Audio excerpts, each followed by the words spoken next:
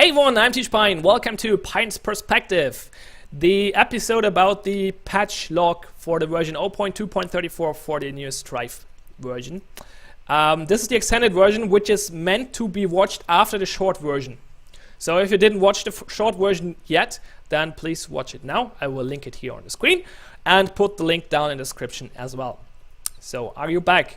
Great. Let's get into it and discuss the patch log a little bit more in depth and a little bit more with a little bit more time, not so rushed. Okay, not much to say about the first few topics though. Okay, additional invite beta keys is a good thing, I guess. It's not too much of a deal because there are tons of beta keys out there anyway, or it's really easy to get some.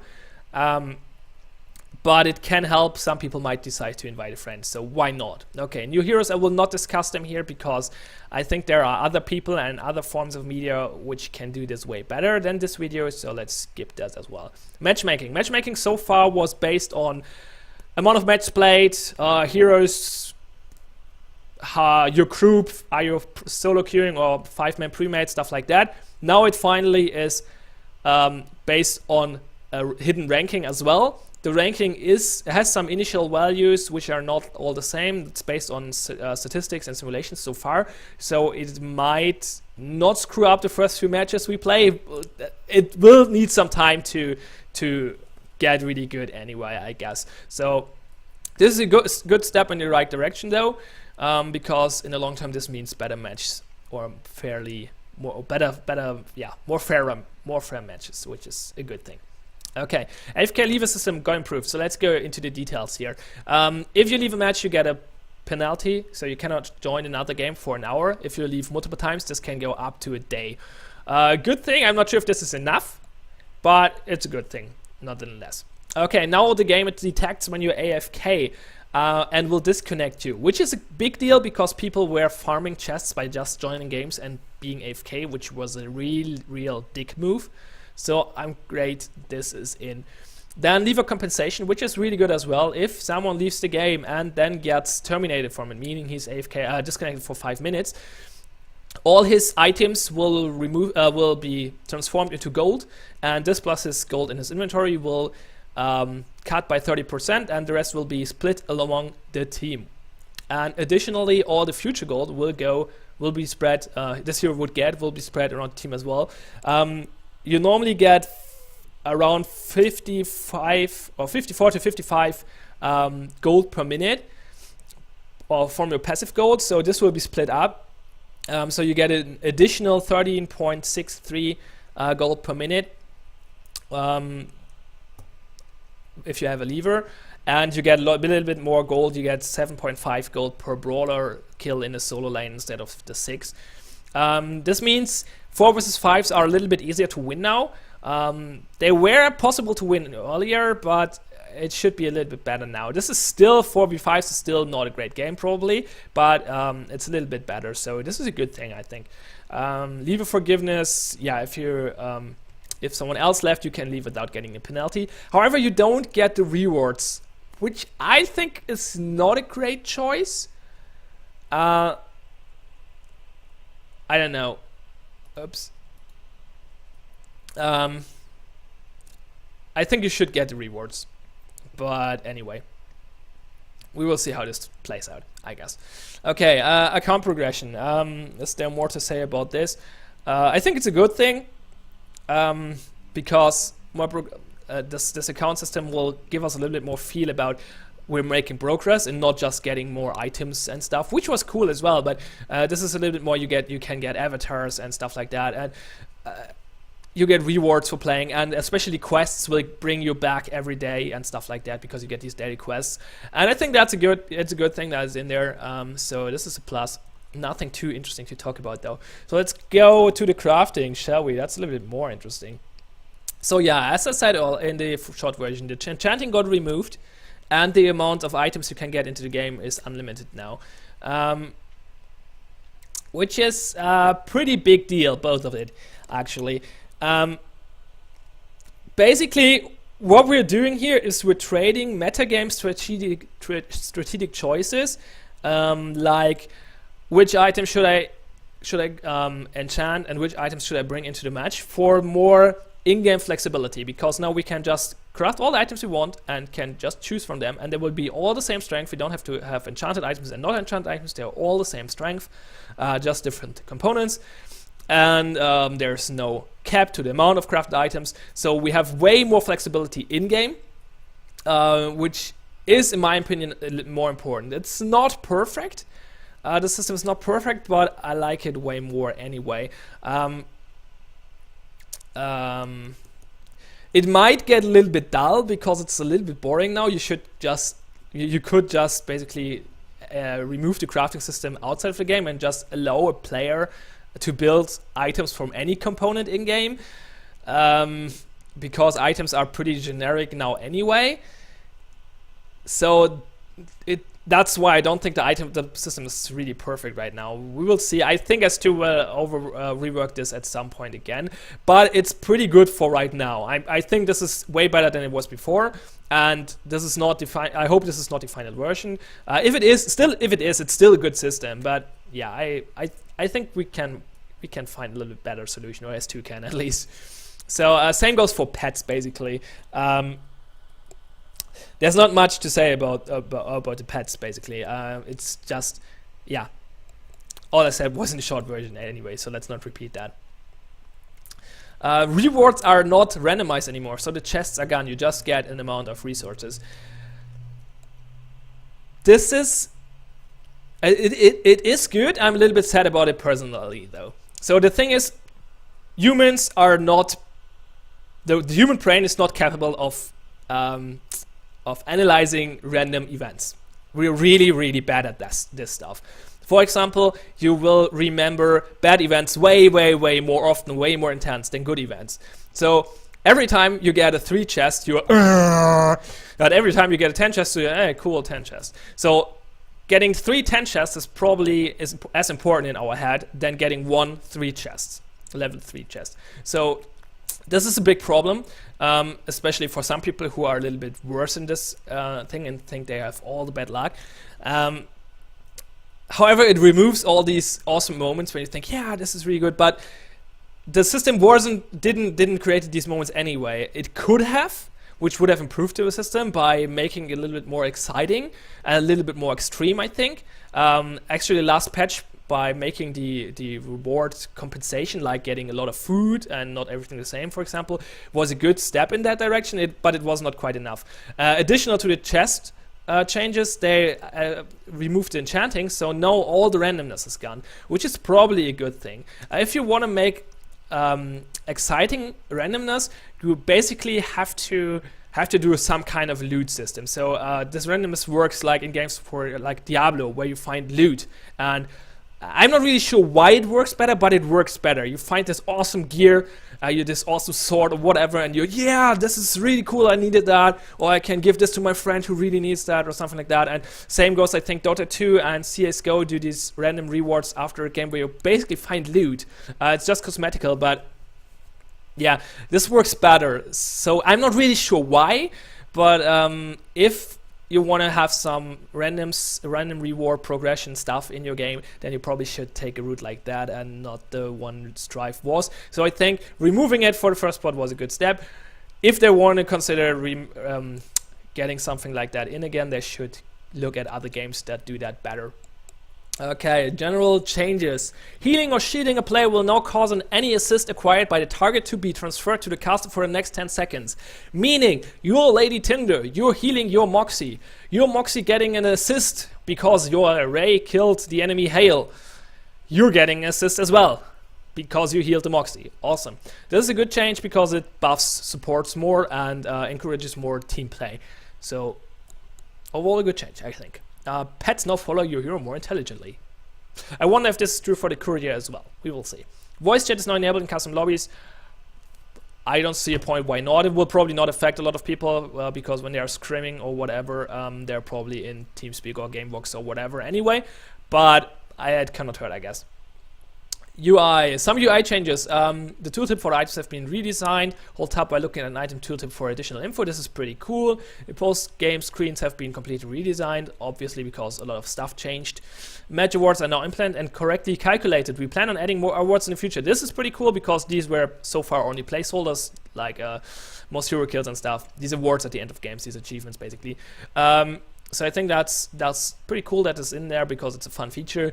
There's a new revamped camera screen at the end of the match. Note that the camera system is still not yet finished. We will still have more to share in the future. This is pretty good as well because it encourages.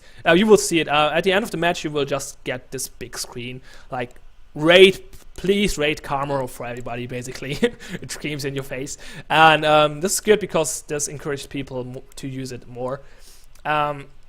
The account screen has been updated to reflect progression system change as well as the addition of quests. I showed this really quick earlier. Let's show it you a little bit more in detail, I guess. So this is your account screen.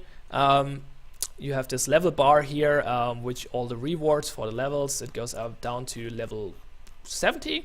Cool. You probably need a lot of games to reach that. You get these rewards. This is the new pet reward.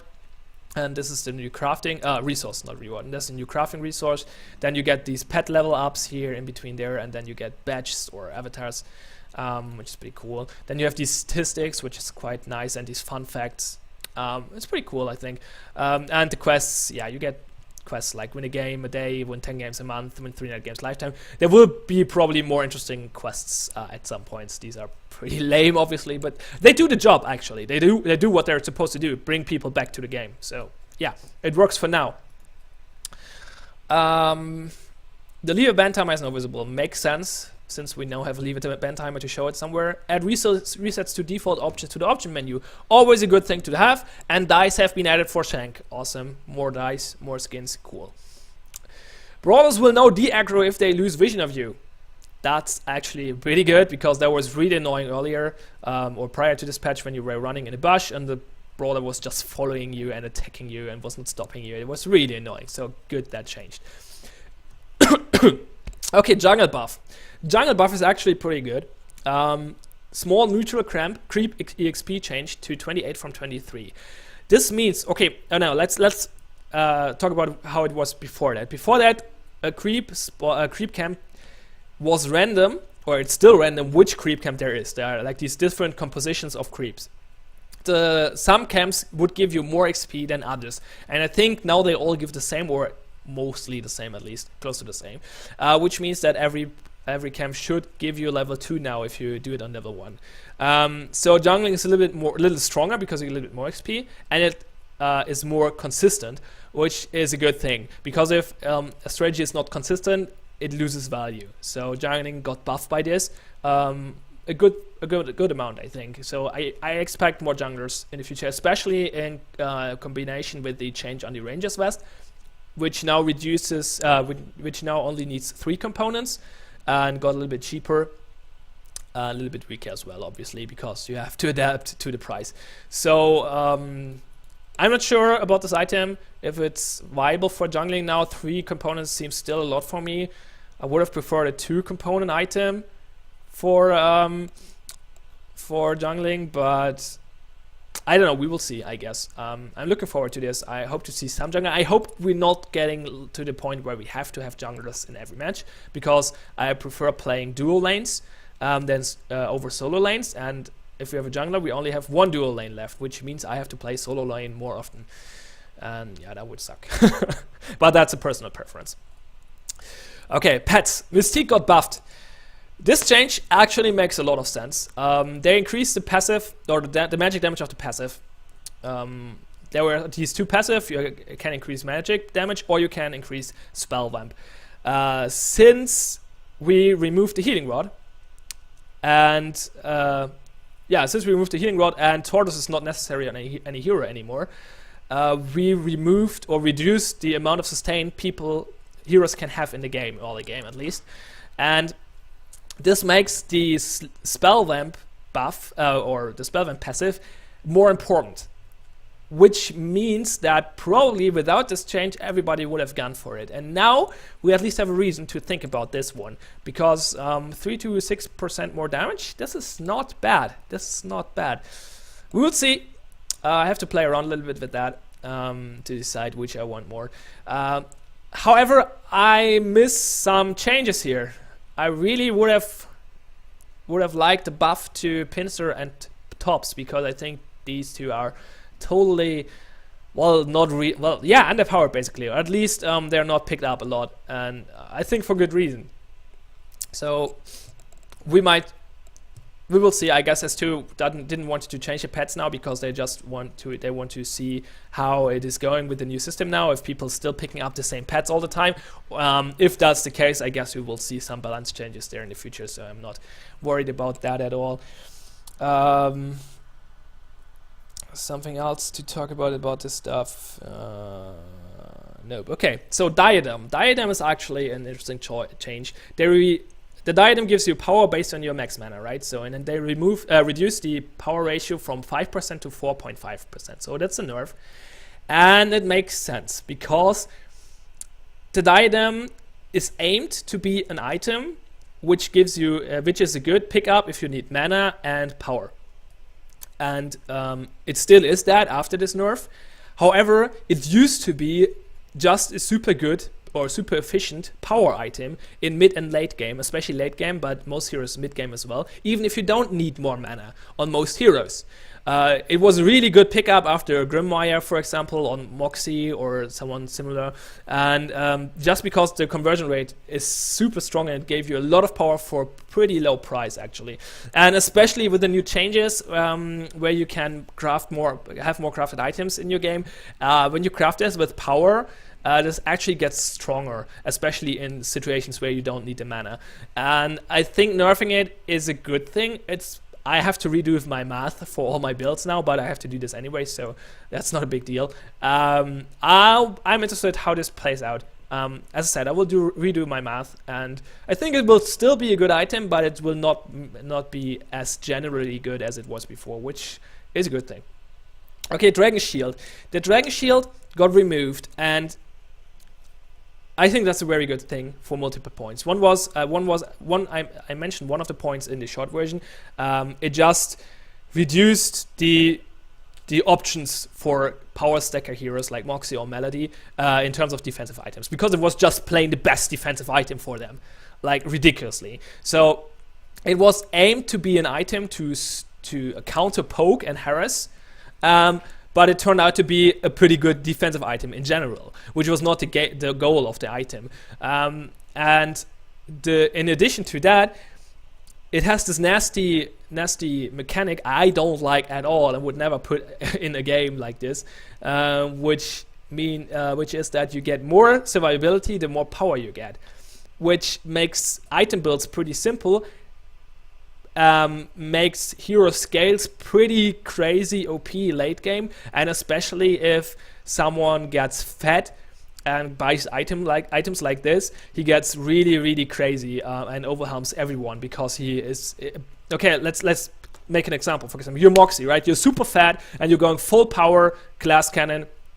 You're dealing tons of damage, but you're getting killed pretty easy. Okay, so you're fat and you can deal a lot of damage, but you have to adapt your build a little bit and you have to put some interesting defense item. You have to think about it because you know the high priority target. Everybody will go for you. So you have to get some defense.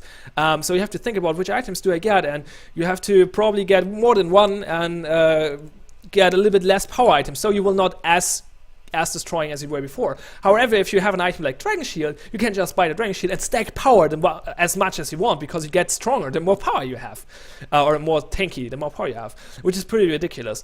So I think it's good that it's out. They said they might bring back a reworked version of it, which fills the role of an anti-poke item, which is good, I think. However, the counterpart of this is still in the game, which is less of a deal, but it might become a deal at some point. Giant's Visage is the item I'm talking about here, because it does the same thing, just in the other way. You get more damage or more power the more health you have, which is kind of the same problem. It's less dangerous because the item is more expensive for 1 point, and in general this direction is not as dangerous as the other direction. It still can be pretty annoying, and especially what it especially does is it pushes the tanky DPS brawler meta, and I don't think we want Strife to get into that meta. At least I don't. I hope S2 is on my side there. So Giant's Visage is in an okay spot right now, but please keep an eye on that item. If there might come situations, some changes that make this item ridiculous, and because this mechanic is dangerous, you have to keep your eyes on mechanics like that, in my opinion and my experience. Okay, the healing rod. Yeah, okay, so let me explain to you a little bit more in detail why I think this item is completely trash right now. So you cannot pick it up as starting item anymore, which means you have the first few minutes without the effect of it, which makes it less good as a starting item. Obviously, well, it's not a starting item anymore. But the time where this was most important was in the starting of the game. The legendary bonuses gun, which was ridiculous because it gives you min stats, which allowed you to spam your healing rod for a really high sustain rates. And this is gun, and it's super expensive now, and you have to buy it later. And I calculated this, or I tried it out. Not calculated. I was going into a match in a bot game, or not in a bot game, in a game without any bots. No, only me in this game, and I was buying nothing, put the healing rod in my item buy queue, and was going solo bot and killed all the brawlers I could. And I got my healing rod, and then I waited for it to get 60 stats, and that was at, where is it? Minute 250. Minute 250, where I got my healing rod with full stacks. This is quite late, and you have to keep in mind I did not buy potions. So if you're trying to rush a healing rod now, you will start with 2 starting components, or 1 bigger starting component, and a health potion probably, or 2. And you might want to pick another one up before you get your healing rod. And then you get your healing rod recipe. And this means that you'll probably not get the full effect of the healing rod before minute 3. And even then, it's less effective than before because the legendary bonus is gone. Okay, that's true for other items as well. But the legendary bonus of the healing rod was ridiculously strong. It was way stronger than other legendary effects. So I think the healing rod is totally trash now. I would have preferred them to remove it from the game and rework the starting items, because the starting items are quite lame right now. I don't think they are bad. Some people say Felblight is terrible. I don't think so. It was obviously terrible in comparison to healing rod, but it's still a good item in my opinion. However, the starting items are quite lame, and we will see. I hope they rework them at some point. But making the healing rod, nerfing the healing rod into trash tier is not well, it has the same effect as removing it from the game, but yeah. Okay. Whatever. I would have preferred to just delete it. Okay, Hexbane. This bug fix is actually quite important. So the CC reduction did not work while you were hexed. Okay, imagine the following situation. You are Hale and you're fucking fed. You're fucking fed and you're Hale and you're destroying the enemy team in every fucking team fight. Okay, one of the enemy team is pretty clever there and says, hey, I buy a Hexbane to counter this. And then you get in a team fight, you get hexed, and they say, ah, fuck, I got hexed, I got killed, that's bad. Let's counter this. Let's buy inertia boots or stone skin, and cleanse this out. Okay, so you get the next team fight, and they hex you. You use inertia boots, and they hex you again because someone else bought an hexbane as well. And you think, yeah, bullshit. They countered. So they countered you with an hexbane. You countered their hexbane with inertia boots or stone skin, and they counter this by doing more of the same. This is pretty lame, isn't it? Yeah. And this will reduce this, because now if you use inertia boots or stone skin after you got hexed, or when you got hexed, and someone tries to hex you again, their duration will be way shorter. So stacking hexbanes in a team is not as efficient anymore, because you can counter it more effectively by inertia boots and stone skin. So I think this is a pretty good change. Inertia boots got changed. I think it's a buff. Okay, so the cooldown got increased because they thought that it's pretty annoying for other people to have a cleansing effect on that low cooldown. So if you're trying to CC someone and he's cleansing every time, it's pretty annoying. So that was their thought behind this. So they increased the cooldown, but increased the effect as well. So increased the hit points and increased the duration of the CC after the cleanse, but to 2 seconds from 1 second, which correlates with this, and I think that's a good change. I like that. Range SOS, we were talking about this earlier. Okay, so Ace. Avalanche. Casting the skill out of range will now immediately jump in the target direction. This makes the skill consistent with all other mobility skills in the game. Sounds like a good change to me. I'm not an Ace player. I don't know if this has any side effects, but it makes sense. So you're basically, because for all the other mobility skills, this is the same. If you're using Spring Boots, for example, and you're clicking out of range, you're using it anyway, and just jump as far as you can in that range. So yeah, why not? I think that's true for Hale's dash as well, and all the other mobility stuff. So sounds good to me, but I'm not an Ace player. That might be a downside to this. I don't know. Shank. Okay, Shank. Yeah. This is basically a buff, and I think that's a good thing, because Shank was a little bit underplayed, because the problem is he was pretty strong with his ultimate, obviously, but to get him there was a lot of effort, because his laning phase is really terrible. His kit is just not designed for laning. We might see jungle Shanks now. That would be interesting. I think he's not bad in jungle, and with the jungle buffs, we might see improvements on this. However, they decided to buff it. I hope they did not overdo it, because jungle Shank could be pretty ridiculously now. Okay, so let's see the details. So the jailbreak, which is the speed buff or slow, got changed a little bit. It's overall a small buff. They increased the duration to 2.5 seconds. However, it's a little bit slower. The maximum amount of speed buff is a little bit slower, but it's longer on the max amount now. So I think this is a small buff. Not really sure though. I'm not a Shank player. The ultimate, they changed the ultimate around, which is a good change, because so far the ultimate, basically you get it on level 1 and then you don't skill it, because skilling it just, I think, increased the damage, which is not so important, but made it more expensive mana-wise. So it was actually a dumb idea to skill it sometimes, not every time, basically. But so they changed it around. Cooldown will not go down when you level it up, which makes a lot of sense. And the mana cost got decreased. They're all 95 now for every level.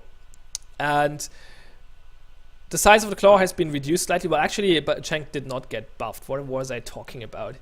Because the ultimate got nerfed, actually. The size of the claw got reduced slightly to fit more to the visuals. Wait, I'm talking out of my ass right now. The size of the claw has been reduced slightly to more closely match the touch radius of the ultimate. So the mechanic did not change, just the graphic changed. However, this is still a small nerf, because you cannot use your ultimate as often anymore in the early game. However, the ultimate pulls the enemy a little bit closer to you. I don't know. Overall, this might still be a small buff, I think. We might see jungle Shanks now. That's my thought on this, and this might be good. It might be a little bit too strong. We will see. I don't think it will be too strong. It will be interesting, I think. So I in general appreciate this. Okay, let's talk about the bug fix a little bit. So there are a bunch of bug fix. That's not too important. Animation fix, a weird bug with Rook, some weird bugs for Caprice got fixed. That's good. Same for Shank. Shank's emote got fixed. Top. This is actually important. Fix the bug that would sometimes allow players to incorrectly see into the edge of grass. I had that a lot, and it's pretty dumb. You just could see people in the grass, and that was just stupid. And it was pretty important. It can be fight changing or game changing in fact. So good thing that is fixed. They changed the invite system for parties a little bit around. I have to try it out, but I think this is better now. So they tried to fix the bug which would not result in you not getting gold for generator kills. They're not sure if they fixed it though. I hope it's fixed, because it's pretty annoying if it happens. Fix several holes in the map. That's a good thing, obviously. And fix the bug with Shank's ultimate. And that's it. That's the patch. So overall, I'm very happy with this patch. I really like it. A lot of drastically changes. I have a lot of respect for S2 to change so much stuff around. That's pretty awesome. If they are able to analyze what's wrong in their game, and they have enough. They're God damn it. They have the balls to change stuff around. That's what I wanted to say. If they find that there's something in need of change. So a lot of respect from me to S2. You're an awesome company, and I really hope S2 Strife succeeds a lot, because I love the game. It's really great, and I love these changes, and I will probably play a lot of Strife in the next days thanks to this patch. And yeah, as I said in the short video as well, this show is pretty new indeed. This is the first episode. So if you have any feedback to it, feel free to let me know. I'm really happy about feedback. If patches get more balance heavy, I might get guests in here, which are like in the competitive scene. I mean, I'm a good player, right? But I'm not top level. I'm a little bit below that. So I'm not like level of Kaizen and No Name yet and stuff and teams like that. So I'm a little bit lower than that. So, and in general, it's good to have another opinion on some stuff. So in the future, it depends on the patch. If it's balance heavy, I will think about getting a guest in here. So yeah, feel free to let me know who you would like to see here, or if you're a pro player yourself, feel free to contact me and tell me that you would like to join the show. I will do Pion's perspective on every patch note. In general, Pion's perspective is not about Strife patch notes though, so there might be episodes for this show about other topics, maybe not even about Strife. We will see how this develops, but right now it's aimed to cover all the changes in Strife, and I will do so. So let's stop rambling around here. Thanks a lot for watching. Have fun and see ya next time.